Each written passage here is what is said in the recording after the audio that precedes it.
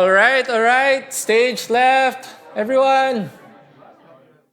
No stranger to the stage and performance, we have with us Mark Mirando and Opalin Santos, and we will be talking about Porvenir's production of El Fuego del Alma, LJ Daldok's adaptation of Tennessee Williams' Summer and Smoke.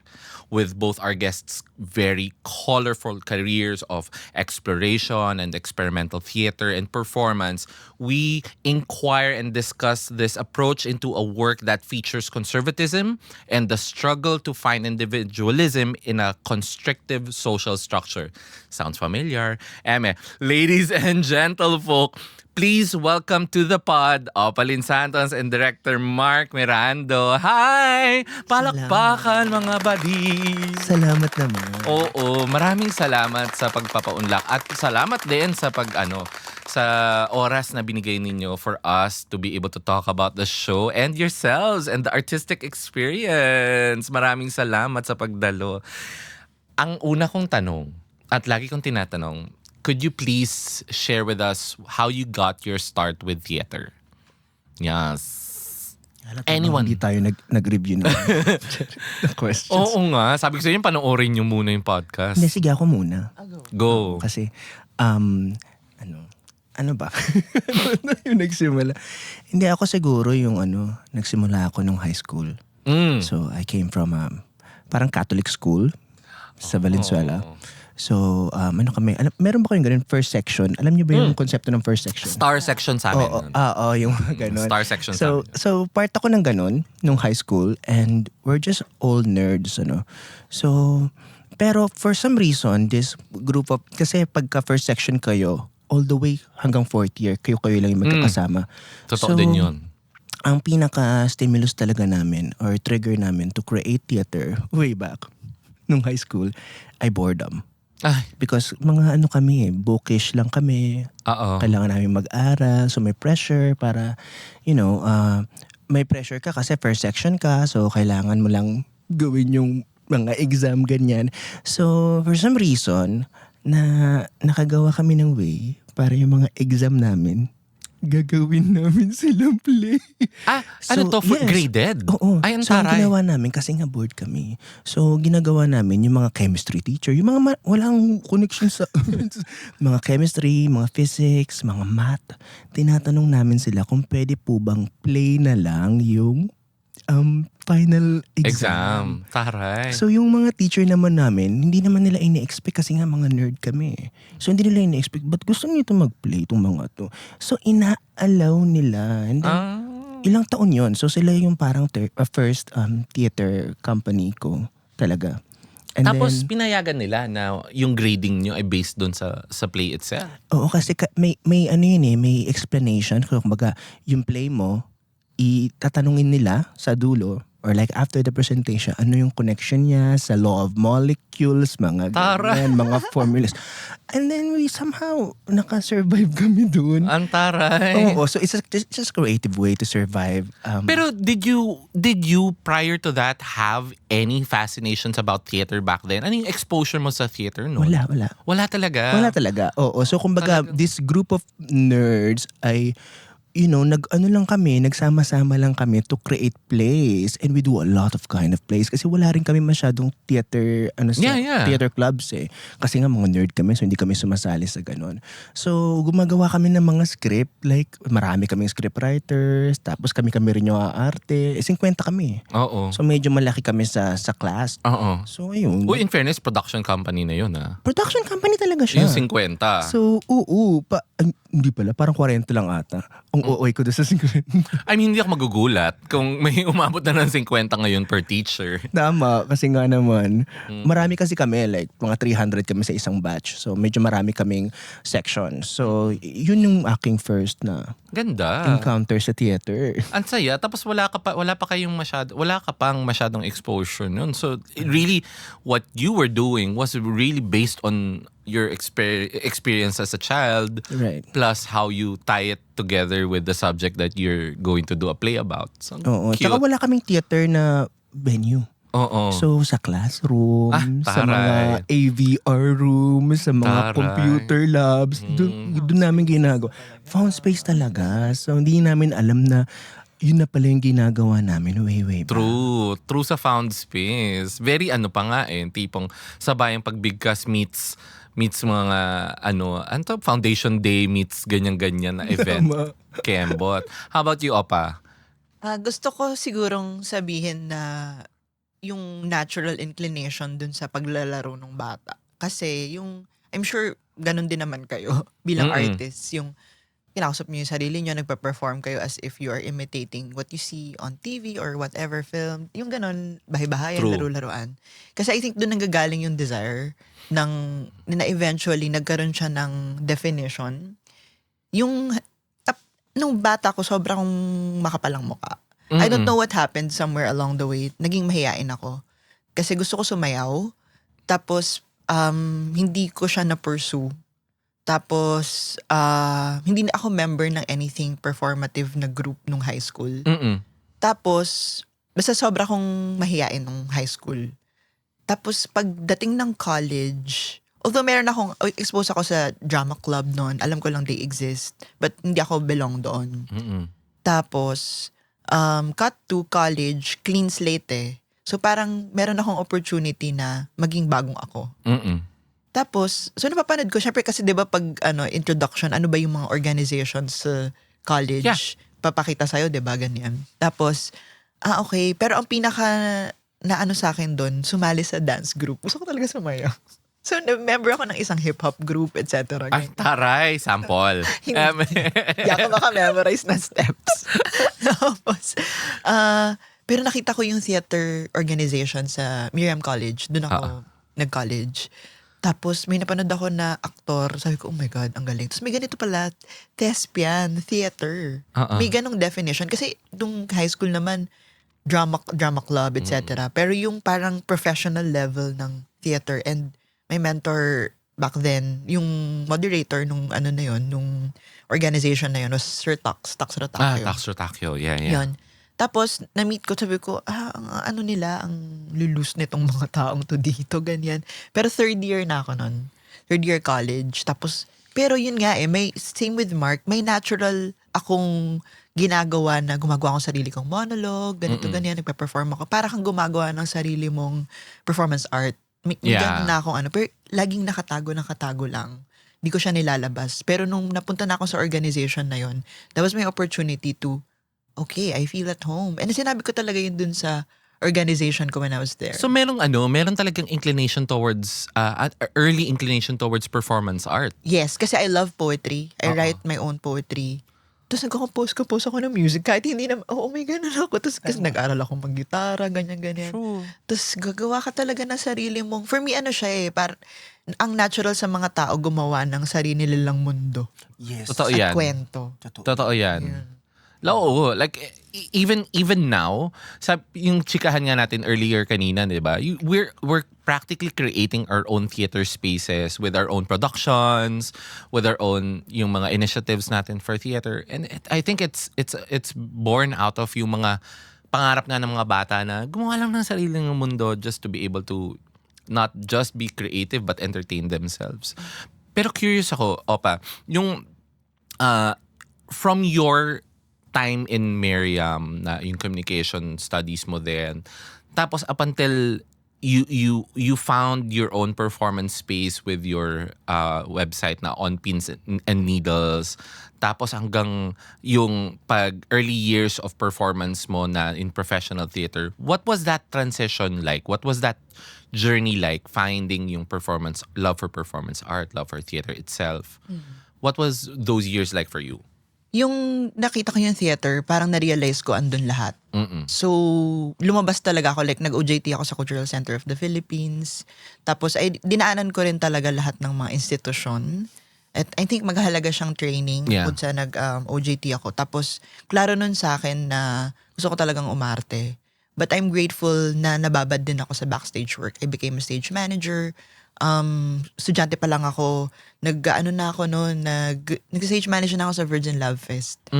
Tapos tinatawid ko yun, parang aral ako sa daytime, tapos pag lipad akong CCP. Parang ang hirap. Ganun ginagawa ko.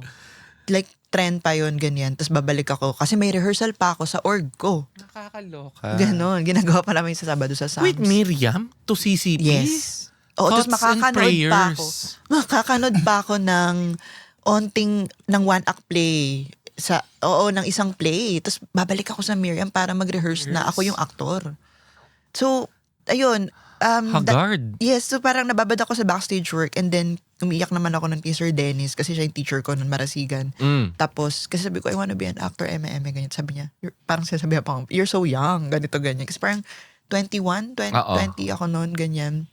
Pero talagang bumalik ako dun sa pag-arte by attending workshops, ganon.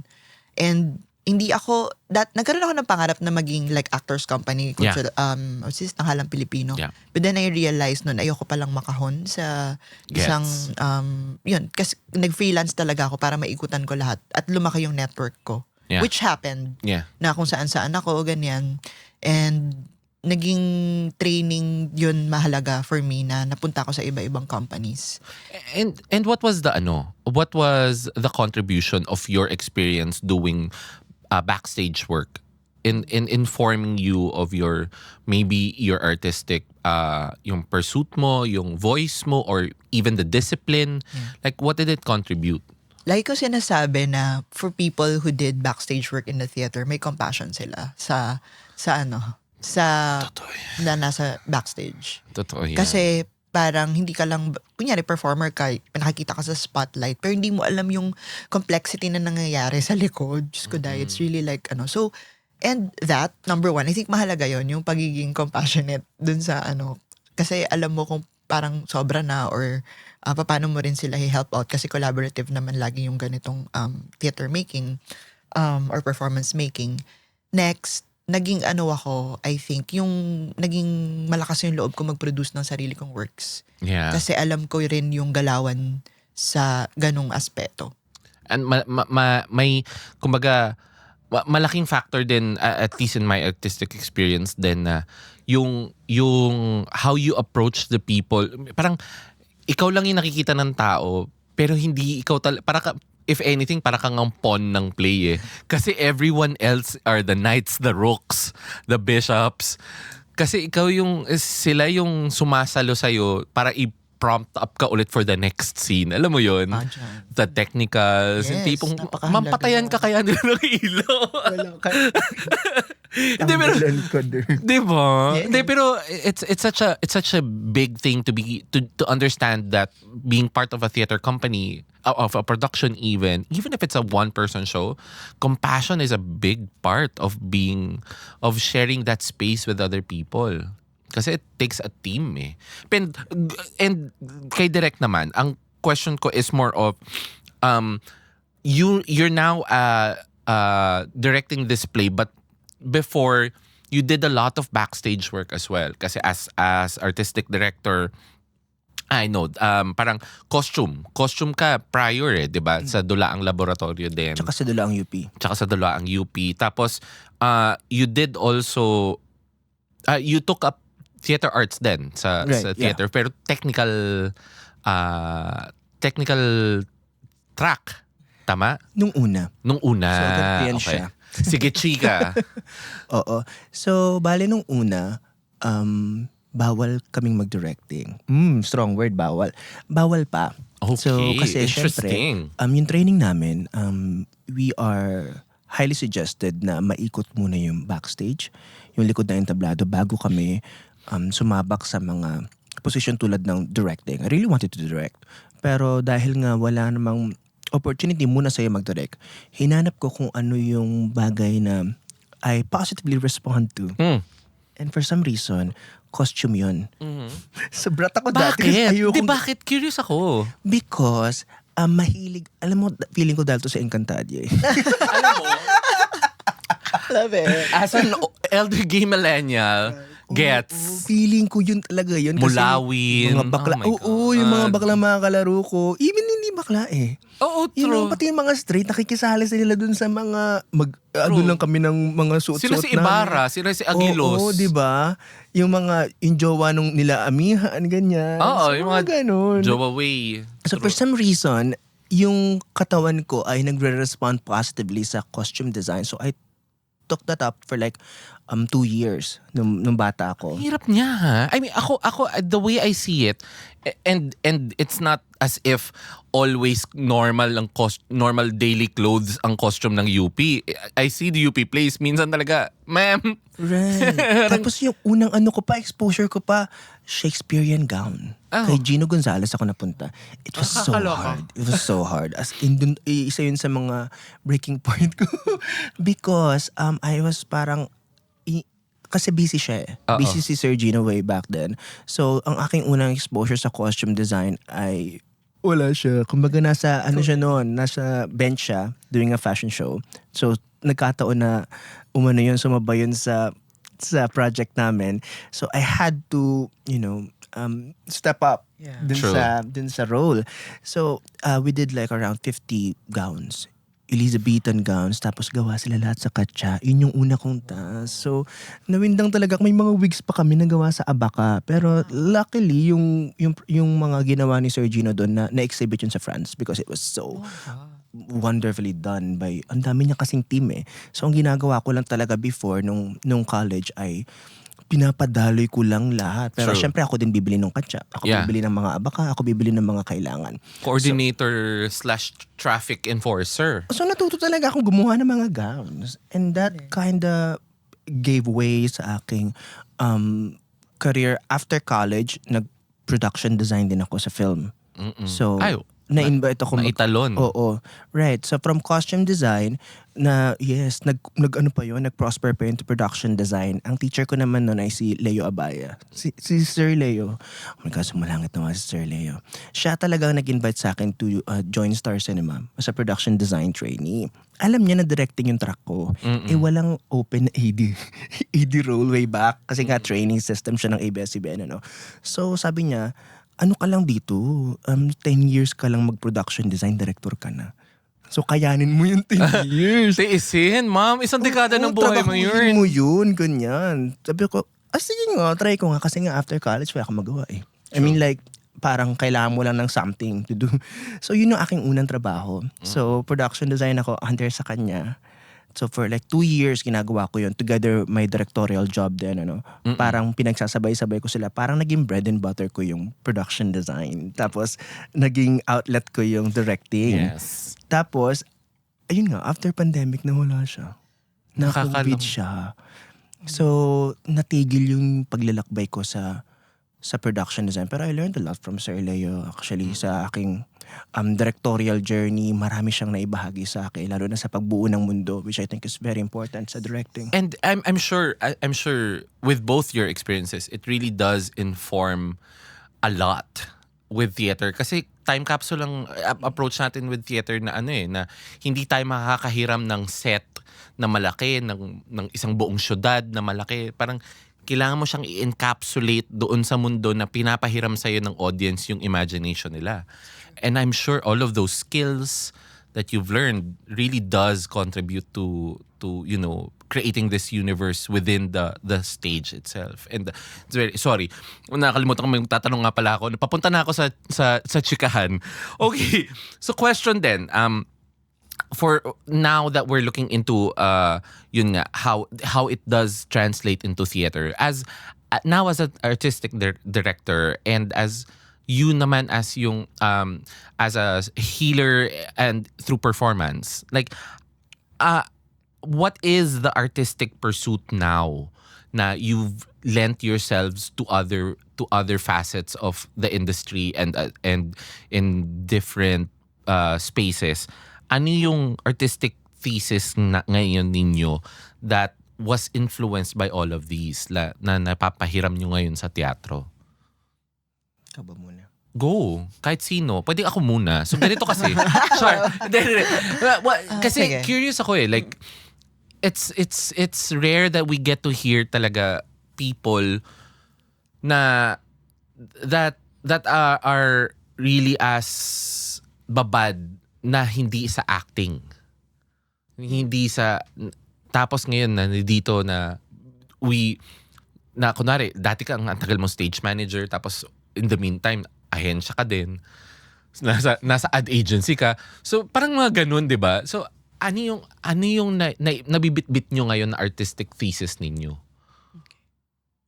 Okay. Ako, siguro share ko lang na isa sa mga parang dark night of the soul ko ay produkto din ng parang self-destruction because of production and my acting, yung how I approach my acting.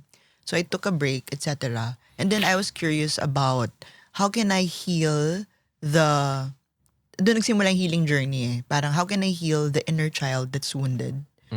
Paano ba gumawa ng isang pyesa na hindi mo naman ito traumatize o yung sarili mo, yung sobrang mong babasagin yung sarili mo para lang makalikha ng isang magandang trabaho. Kasi parang nagiging ganun yung loop and pattern sa mga ginagawa kong productions. Meron akong thinking dun na parang hindi ako magiging magaling kung hindi ako maghihirap or something like that. To be fair, very self-sabotage. Ano yan ha? Hanggang ngayon ay ina-unpack pa rin natin lahat yan.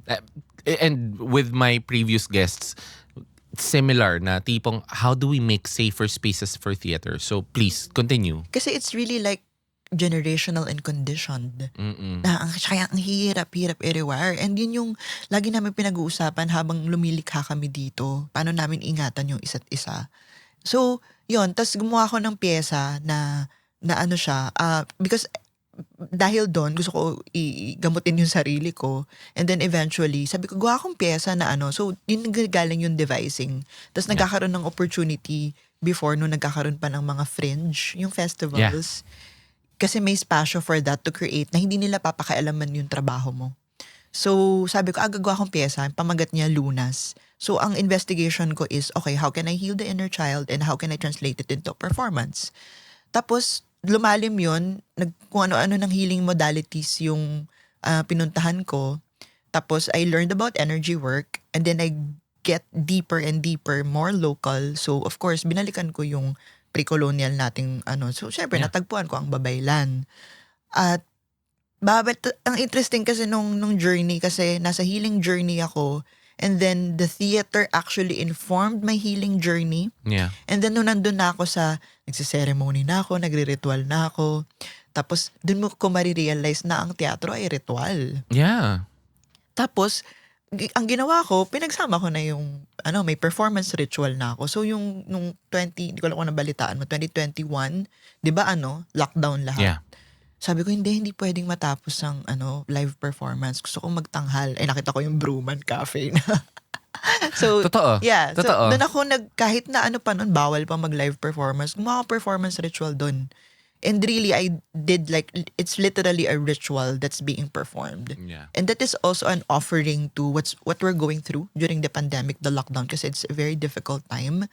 Tapos dun parang, okay, pwede talaga siyang pagsamahin na may paghilom talaga na ginagawa. I mean, paghilom naman talaga lahat ng sining.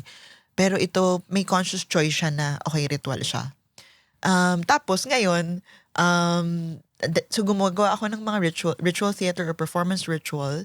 And then ngayon na sobrang babad ko at bumalik ako dun sa for me kasi progressive pa din yung nangyayari. Pero parang mix siya nung progressive na, pero meron pa rin yung classic, traditional, ganyan.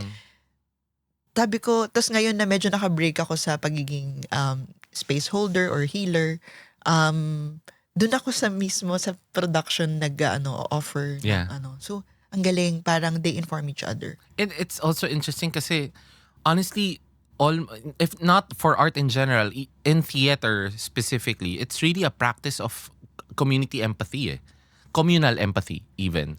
Right. Kasi pinapahiram mo yung sarili mo bilang aktor doon sa kwento para magpahiram din yung audience ng sarili nila to empathize with the character in the story. So cyclical yung approach ng pagpapahiram at pagpapagaling ng sarili. Give and take talaga siya eh. So kaya ako I've always been, pag nanonood ako ng mga palabas mo, it's for me it's a good direction towards how we really should approach like theater. It should be reflective. It shouldn't just be extravagance. It shouldn't just be, spectacles. And that's okay. But having said that, it should always be reflective. Ako, yun yung, especially with watching your shows. Direk, ikaw, like, what is the artistic thesis? Ako, I agree with you. Ako kasi nanggaling ako sa isang training background na very rigorous. Yun yung term.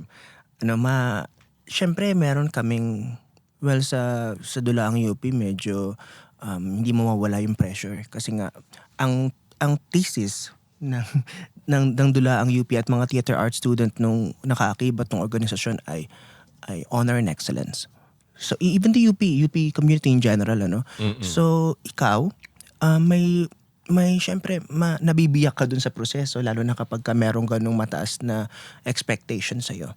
So, when I took up directing, sabi ko sa sarili ko na, yun, tulad ni Opa, nagsimula lang din ako reflexive na inuusisa ko kung bakit ako nandito, bakit ko ito ginagawa, bakit ko gusto mag-direct. Tapos paglaon, yun nga, na unti-unti kong nakilala yung komunal na aspeto ng pagdirehe. Na tayo ay hindi umiikot lang sa ating mga sarili, na tayo ay bahagi ng isang mas malaking community, komunidad, at yung responsibility na kaakibat ng trabaho. At kaakibat nun yung pagpo-provide ng isang espasyo na ligtas. Yeah. So yun yung isa sa mga mandato ko, lalo na kapag you asked me about my role as an artistic director.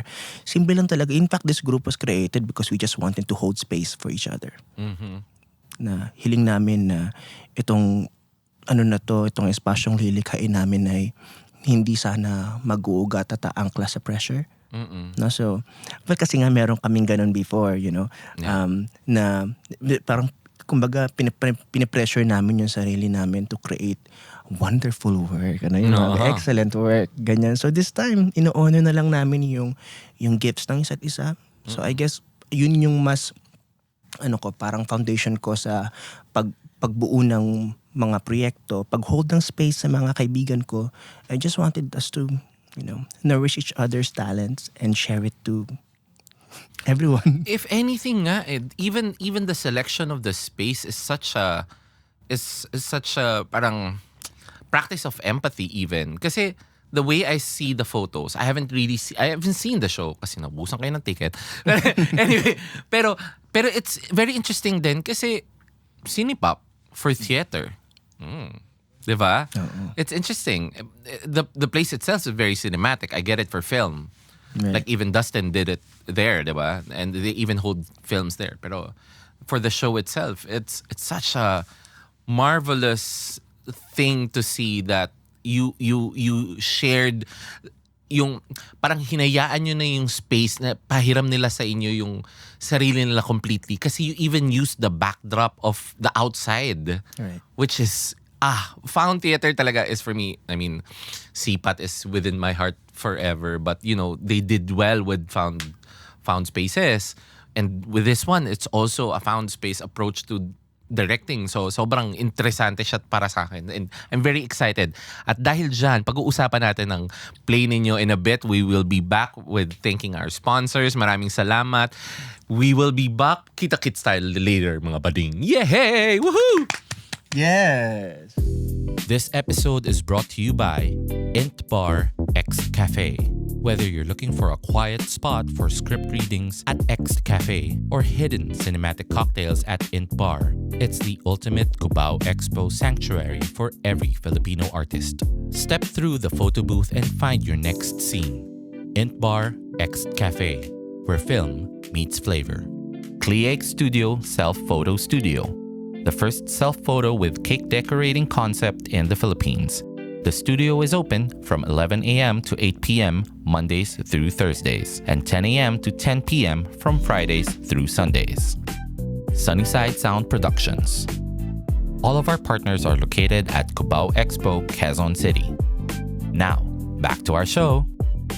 And we're back. Maraming salamat sa ating mga partners. Thank you for keeping us sustained at sobrang Woo! Let's go through the years nga, ika nga ng kanta. At dahil dyan, ang chikahan namin kanina ay paano nga talaga nag-start ang theater run ni Direk. Kasi kanina, we were talking about how it really started for theater. Tapos na-chika nga ni Direk na paano ka nga na ng tatay mo? Hindi kasi nung bata ako, yung tatay ko, police kasi siya, retired police siya. Tapos yung tatay ko, lagi niya akong pinasasayaw ng spaghetti, ng sex bomb girls. Sa lansangan. Sa kalsada, pag Pasko, kasi birthday ko, Pasko rin. Ay, So ang ginagawa namin, namimigay kami ng mga gifts sa mga otao. Tapos papasayawin niya ako, pag bawat diba, I love ko kasi yung sex bomb. Kaya full circle moment sa akin nung nag-concert sila. Tapos pinanood ko sila. Nainggit ako. Uga talaga ako nun kasi sila talaga yung dahilan ng aking love for performing. Oo. Ate, sa taas ako ng owner nagpa-perform. Ganun. I mean, Ganda. gets talaga. Sobrang gets ko yung nagsaspaghetti lang nung bagets ka. Ay, nako, sex bomb for me was my Spice Girls. Right. Parang kung may Spice Girls ako, may sex bomb ako. Tapos nanonood pa ako ng 17 noon. Ganun kalala talaga. As in, after Itbulaga kasi favorite ng lola ko. Tapos natambay na ako niyan kasi 17 na yung after. So manunod talaga ako noon. At dahil dyan, diretso tayo sa El Fuego. Transition. Grabe yung transition ko, diba? Oh. Pero can you tell us about the show El Fuego del Alma? Well, kung mamimili ako ng isang sentence to describe our project, yung El Fuego del Alma ay isa siyang play about yung tunggalian ng soul and body, the desire and faith, as a queer person. I think yun yung isa sa mga unang dahilan bakit ako nag-resonate sa play, yung constant struggle na lagi mong pinoproseso, yung papakinggan ko ba yung desires ko, papakinggan ko ba yung katawan ko, or should I just pray it all away? Kakatapos lang ng Pride. Happy Pride. Happy Pride, everyone! Yeah. Pero it's very, very interesting din, kasi it's such a really it's a classic really in American play literature and playwriting na na discusses the constrictive realism of their time. Kasi sobrang religiously conservative ang Amerika ng mga panahon yun, lalo na in that part of the states. Right. So it's interesting na this is a particular choice of piece that how did it come about? Paano siya napili? Actually, matagal na yung journey ko sa project na to. Parang 12 years ko na ata itong nai-encounter. Okay. Right, so initially, una ko siya na-encounter sa class. So, lahat kaming mga theater arts student, meron kaming klase, directing 1. Tapos, isa to sa mga project na laging pinapagawa sa amin. Tapos, hindi namin naiintindihan. So, ganun siya nung una, So, parang, ano ba tong English play na to? Sino ba to? Ganyan-ganyan. And then, paglaon, for some reason, lagi lang siya nagre-resurface sa buhay ko. Ganyan. Oo. Hanggang sa one special day, si Sir Tony Mabesa, National Artist for the Theater, rest his soul, siya sa akin, kinausap niya ako. Sabi niya, may thesis ka na ba? Sabi ko, sir, oo, meron na. I-invite nga kita. Tomorrow na yung show. Sabi niya, sayang naman. Gusto ko sanang gawin mo yung Summer and Smoke ni Tennessee Williams. Sabi ko, okay, sige, bakit? Ganun. Hanggang sa, few months later, namatay siya. Oh, no. So parang, hindi nawala sa isip ko yun na parang, nag-request si Sir Tony, hindi ko nagawa. Sinika niya? Bakit? Bakit? Bakit niya gustong ikaw? Sinasabi niya yun sa lahat Ah. ng estudyante niya. Tapos hindi niya sasabihin, bakit? Sasabihin lang niya maganda siya. Gawin Pero mo may siya. gumawa ba? Walang gumawa. Si Noor Hushman, one of our almas as well. Siyempre, theater art student din siya before. Yeah. Nagtanong siya ng mga suggestion, mga recommendations ni Sir Tony para maging thesis niya. Isa rin yun sa recommendation niya. So, andyan lang siya sa paligid namin. Pero hindi kami nabibigyan ng opportunity na gawin siya. Hanggang sa one special day, we just decided na let's try kaya. Ayun, so trinay ko siya ulit gawin to revisit the work, and that time mas naintindihan ko na siya. It's also interesting din kasi ako, with the way I approach now a lot of the classical works, malaking part, especially now, no, I'm trying to anchor myself in Summer and Smoke. Yung tipong, do we become a bit more conservative as we become adults? That's why we understand it more? Parang may ganun akong question eh. And I'm curious also, I haven't seen your iteration in your adaptation of the play. And I'm curious how I would approach it now that I'm, pushing 17. Pushing 40. Wow. Power. Kasi ganun eh, may ganun, may tanong ako na baka is it a relationship that we have na are we slowly accepting yung some conditions that Alma is forced to live in? Alam mo yun? Na kaya ba natin medyo nabibigyan na ng hustisya yung mga ganitong klaseng mga artistic works na medyo classical na?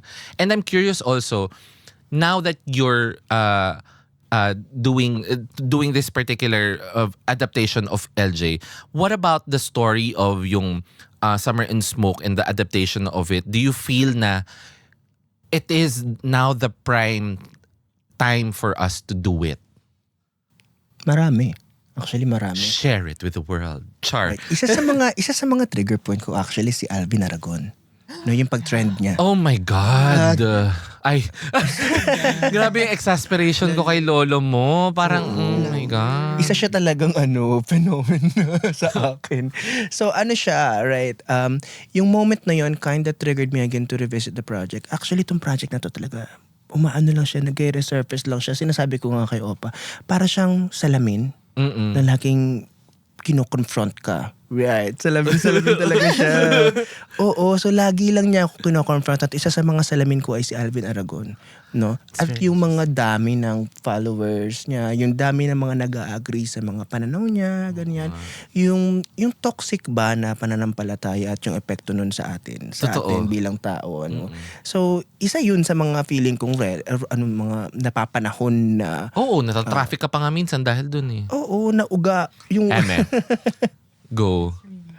Oo. So ayun, yun yung toxic na pananampalataya, tapos at the same time, yung paborito kong mensahe ng dula sa dulo, no, yung meron kasi dong part na sinasabi sa play na yung mundo or the universe rather, madalas binibigyan niya tayo ng mga bagay na tumutulong sa atin para magpatuloy sa buhay despite of all of our, challenges in life. So I think that's also another relevant lesson sa akin, no? Na gustong-gusto kong inuusisa sa play. Ikaw, Opa, ano yun sa'yo? Oo nga, curious ako, especially knowing you and since we're friends, Alma, ate, very, very interesting how you approach it. I'm curious, why do you think it's a good time to do this now? Dahil sa mga pinagdaanan. Yeah, anong tawag dito? Yung pangunawa ko ngayon sa mundo, lagi namin pinag-usapan ni Mark na itong dulang ito ay shadow work. So very Carl Jung na pero... Okay. Yeah, it's a shadow work. It's interesting kasi ginagawa ko rin sa space holding ko. Tapos ngayon, ginagawa sa pyesa. Kaya may ibang lente akong nakikita. Gusto kong balikan yung tanong mo kanina na, bakit, if tama ba yung questioning mo na parang yung pagiging conservative and when we become adult, no? You're saying na parang because we're being wrapped around by so many responsibilities, world struggles, and what it produces are jaded adults. Therefore, you try to contain as much of the pleasure that you get and that you have existing. Therefore, you're becoming conservative. So I feel that part of the reason why we're inuusisa natin yung mga ganitong works na never nung bata tayo kasi parang ang hirap niya noon eh. Ngayon mas nauusisa natin siya. Sorry, continue. Yeah. And gusto ko lang sabihin na I'm also turning 40 next year. So, Let's go, mga freshies. So young. He's so young. Yeah, Carl Young. Carl Young. Sorry, Gumok tuloy. siya doon. Go. It reminds me of Sandino Martin. Sabi, hi Sandino. Hello. Hi, Ino. Go. So anyway, okay. So siguro yung journey, ang Yeah. interesting na binuklat mo siya kasi yung Summer and Smoke, sobrang niyang parang nag-joke ako ng mga kaibigan ko nung napanood nila yung stage reading. Ikaw ba yan? Yung lived experience daw. Kasi ako, dumaan ako dun sa graph ng very Catholic girl ako talaga. Nag-Miriam ka pati. So Stella Maris and then Miriam College. Yesterday once more. I'm a hardcore Catholic girl. Na na-awaken because of sinning. Tapos nireclaim ko yung the dark feminine. So, yun, empowerment. Tapos yung sinasabi mo na maturity, growth, in my 30s, I won't say naman na conservative, pero parang ngayon na nasasala ko na yung excess o yung hedonism ng tendency. Kasi yung 20s talagang, yes, talaga. Yeah. I say it, my fuck girl era, gano'n. Tama. So, in my 30s, parang bumabalik yung balanse nung soul and body. Kasi nakaklarify yung truths ko and preference. Parang no shame if I'm fucking around and there's no shame if I am celibate. Yeah. For example, ganon. Kasi mas ang ina-access ko ngayon is yung truth ng preference. And also at the same time, I'm not gonna access, mas nagiging ako, speaking for myself, na mas nagiging self-sufficient in terms of producing that whatever hormone that I need, or pleasure, or happiness, or even love. Na hindi na siya nagiging external. So, hinahanap sa labas. A part of it is you reflecting the need to appreciate and understand nga the learnings that you've had and the unpacking that you did, and reflecting it and using it as using the play as a vehicle for that. Is that Sobra. Yun yung Kasi, pagkakaintindi ko. bukod sa I'm playing Alma, Yeah. okay, I'm also playing Rosa. So, Rosa is the alter ego of Alma. Yeah. Tapos, kagabi, pauwi, I don't know, tapos nag-reflect ako, oh my God, kasi yesterday in our rehearsal, ginawa ko pareho yung, inuna ko, nag-run kami with Rosa, I'm doing the role of Rosa, then I did Alma. I mean, sobra kong proud. I mean, I'm proud of what I'm doing at this point. Na, shucks, kaya kong mag-shape-shift. Pero pareha akong may lens and understanding dun sa, girl, embracing the dark feminine, also embracing this, alam mo yun, yung parang conservative. Yeah. Yun, naiintindihan ko sila pareho. Kung bakit may ganong repression, kung bakit may ganitong wild and rewilding. Yeah. Kaya parang, yung switch, may madali, meron kang pipindutin lang i-access sa archive mo sa totoong buhay. Tapos, yeah, I understand. Yeah. And it's not even parang approaching method eh. It's really just understanding, being able to process how the world works and how your character will process adapting to the world that they live in. I think yun din yung primary reason why many of our audiences kind of connect to the play. Lalo na, syempre ako, director ako, pinapanood ko lang yung reaction nila. Oo. As affected sila lagi nun sa play because yung play kasi marami siyang ihaharap na truth sa'yo. So kumbaga, it will make you confront your own shadows. So, it's an interesting journey na pagdaanan lalo na sa mga manonood, lalo na kapag nakikita nila sometimes yung aspeto ng mga sarili nila. Even the cast, di ba? Marami tayong reflection nauuga ka na parang ako to sa part ng buhay ko, ganyan. So, it's just really a fruitful and reflexive experience for me as a director as well. And parang going deeper into the conversation nga of yung character sketching and character searching, yung I'm also I would think also that a part of yung spirituality, historical spirituality ng divine feminine ng Filipino, be it the light part of the or the dark part, it also parang allows us to accept the destruction ba ng nagawa ng not just men, but the history of colonialism towards how Alma lives in her life now.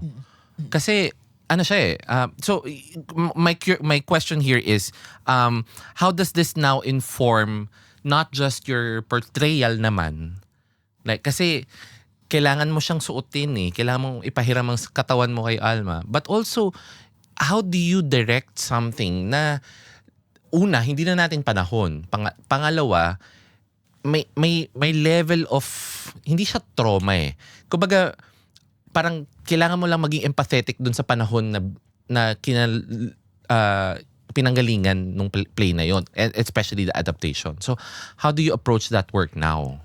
Right. Isa yun sa pinaka-paborito kong bahagi ng proseso namin ni LJ. Itong papaano natin i-adapt tong English play na to written during the 60s sa kasalukuyang panahon. Ang kaibahan, sinasabi ko nga to sa mga artista ko na ang kaibahan ng play natin sa Summer and Smoke ay Pilipinas siya. Tayo ay hinubog ng mga kolonyal na puwersa.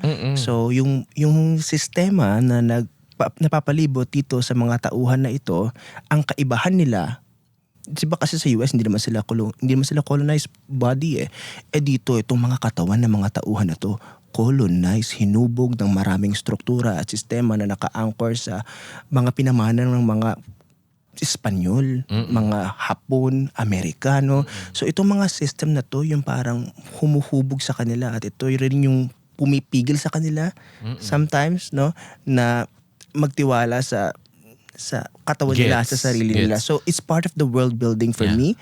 So part din yun ng aking dramaturgical process to really acknowledge. It's interesting also kasi Tennessee Williams' work, yun nga, particularly Summer and Smoke, is a white story. I mean, only recently lang nagkakaroon ng espasyo para dun sa mga na-colonize ng mga Puritans ng Inglaterra na only recently lang lumalabas yung mga plays of works na about the Native Americans and the different countries within Americas during that time, mga black people.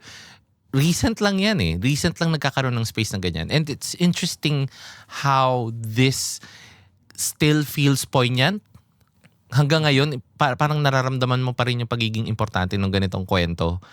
Lalo't higit dahil hindi pa tapos, parang feeling ko hindi pa rin tapos. Ma'am, Batanes daw is part of China. Parang, alam mo yun, parang hindi pa rin siya tapos. Na it's interesting how it trickles down now to characters such as the characters in the play. How about you, Opa? Like, how does this affect your portrayal now? Ang ganda nung in-emphasize ni Mark with the sa dramaturgy, sa bayan na ito, na nililikha sa mundong ito, lahat sila hindi regulated ang nervous system. Right. Kasi yun nga, produkto nga siya ng pasapasang colonization. Pero ako, tinitingnan ko rin siya in an overall, yung mundo mismo. Na tayo ay nasasakop pa rin talaga ng patriarchal na struktura. Totoo naman. Na yun, present yun lahat sa atin na hanggang ngayon, tinatry natin siyang i-alchemize, intindihin yung mga wounding at hinaharap through repair, through ganyan. So, pero yung dula, papakita niya talaga yung shadow mo. Tapos nagiging salamin talaga siya sa proseso mismo at kapag hinain na dun sa palabas. Kaya, ang ganda ring investigation kasi ang lala din namin since 2024 mag-table work. So yung analysis ng habang pinag-uusapan namin yun, tapos nagre-reflect siya dun sa pag-intindi dun sa nangyayari sa dynamics ng characters. Ikaw din may nakakalkal ka dun sa personal, tapos magpapa-reflect ka talaga na parang, for example, gusto ko lang i-share, si Cheryl Siasico. Mama She. Gumaganap siya bilang nanay ni Alma. Tapos kinukwento niya yung nanay niya sa akin kahapon. Right. So parang ako, oh my gosh, parang, pero ang interesting dun, magkakaroon ka rin talaga ng empathy pabalik. Alam mo, kasi nagkukwentuhan din kami ni Mama She. gets ko yung kwento ng nanay niya Alam rin mo? eh. Oh my God. Alam ko. Kaya nakakatawa din na Naging you parang mentioned. ginagampanan niya ngayon dun sa Tipo, play. Okay. It's very interesting, and before I allow you time to promote the show, I find it interesting din talaga na we are we are a product of how we lend our bodies through the craft. Yun yung feeling kong magandang naging learning ko from you guys, is that hindi lang sa paraan ng pagiging aktor pwede kang maging empathetic at generous sa craft natin sa ano. And there are a lot of different ways you can be a nerd, for one, na pinagsayaw ng sex bomb ng tatay. You can also be a hyper-conservative Catholic growing up. And it's so diverse. It really just is how you lend yourself through that journey. And mahahanap mo rin yung paraan na kung saan makakapag-hold ka ng space for others eventually. And thank you for that conversation. Ang ganda ha, in Fairview. Very healing din kahit yung conversation. Ang ganda nung parang ang saya for me at least. Pero please, I invite the audience now to El Fuego del Alma, and I'm so excited na rin to watch it. Oh my God, kinikilig ako. Please, invite them. Nakakakilig. Yes, iniimbitahan po namin kayo, mga manonood at mga nakikinig dito True. sa espasyong ito na makibahagi sa amin sa July 17. Yes, July 17 ang aming Yes. opening. Mag-i-end kami sa August 23. At naway matunghayan ninyo at makibahagi kayo sa generosity ng mga wonderful actors and wonderful human beings na ito. I hope we get to see you at the fire. Sa And you Cinepop. see, Sa yes, Cinepop. kita-kits po tayo sa Cinepop sa St. Mary Street sa Cubao. Yes. Oo, dahil Cubao now is becoming also a space for theater. Yes. Kasi gagamitin din namin siya sa Malami. Yes. So, Powerful work. maraming salamat sa inyong, again, generosity for having this conversation and promoting the show. I think it's very important for us to have a glimpse of this slice of life na allows us to be empathetic, maybe to ourselves even. And Right. dahil Very dyan, important. maraming salamat sa ating guest. Palakpakan naman mga bading! Let's go! Maraming salamat! Thank you sa space. Salamat. Nood kayo. Bye-bye! See you at See you. Cinepop.